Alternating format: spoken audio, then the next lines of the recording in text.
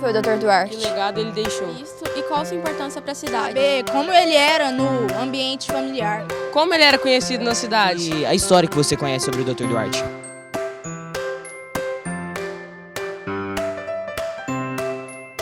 Ele foi o primeiro magistrado, o primeiro juiz de direito de Uberlândia. Foi ele que instalou a comarca aqui. E quando se cria um município, para esse município funcionar direitinho, ele precisa ter polícia, precisa ter escola, precisa ter comarca, precisa ter juiz, precisa ter cadeia, precisa ter tudo. Então, assim, Uberlândia tinha sido emancipada em 1888, precisava de um juiz. E ele então foi nomeado para cá e ele foi o nosso primeiro juiz, tomou posse em 1892 e exerceu a sua profissão aqui até 1828, quando faleceu.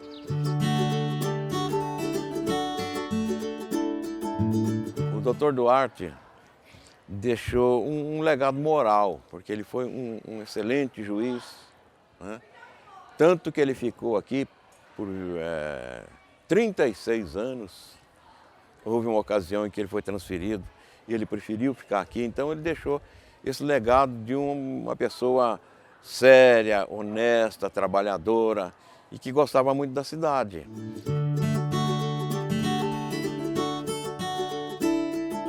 O pessoal começou a desconfiar dele, o pessoal de um lado da política daqui, né, os chamados cocão, os chamados coiós começaram a desconfiar da lisura política dele. Então, começaram a ameaçá-lo, né? Era o coronel Severiano Rodrigues da Cunha e o coronel Manuel Alves dos Santos. E esses dois é que estavam pressionando ele para ele sair da cidade. Ele e o Augusto César, que tinha sido o primeiro prefeito. Queriam que os dois saíssem daqui. E, curiosamente, o Manuel Alves dos Santos queria que ele saísse montado numa égua. Eu não sei por que isso. Mas aí ele não saiu, não. Ele aguentou a pressão, quer dizer, dá um pouco da personalidade dele, né? Ele não saiu. A hora que a coisa estava ficando muito feia, ele falou que ia embora.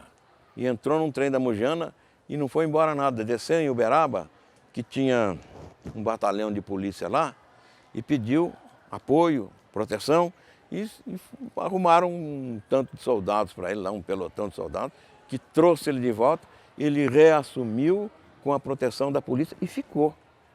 E ficou muito tempo.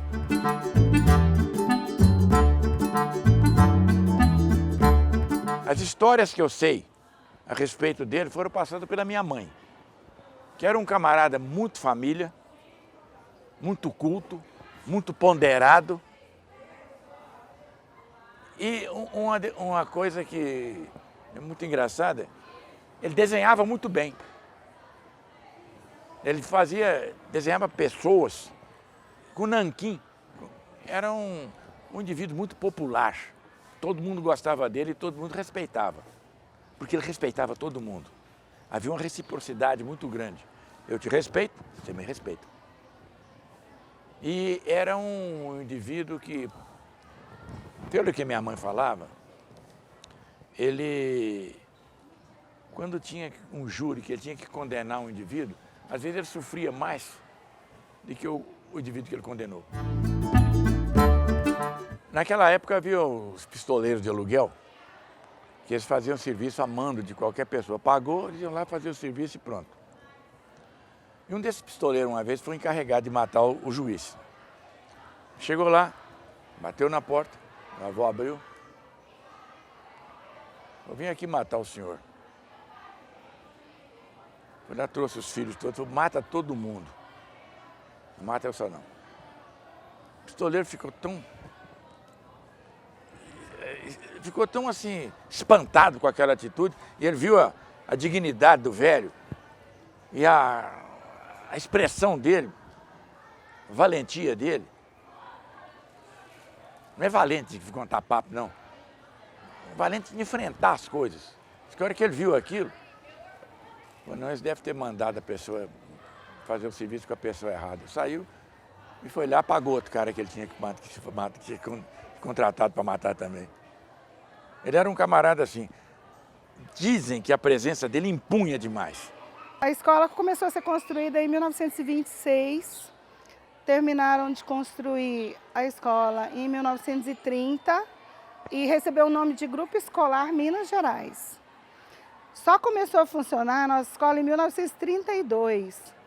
E quando foi em 1934 é que houve a mudança de nome em homenagem ao Dr. Duarte, né? Deixou de se chamar Grupo Escolar Minas Gerais e passou a chamar-se Escola Dr. Duarte Pimentel de Ulloa.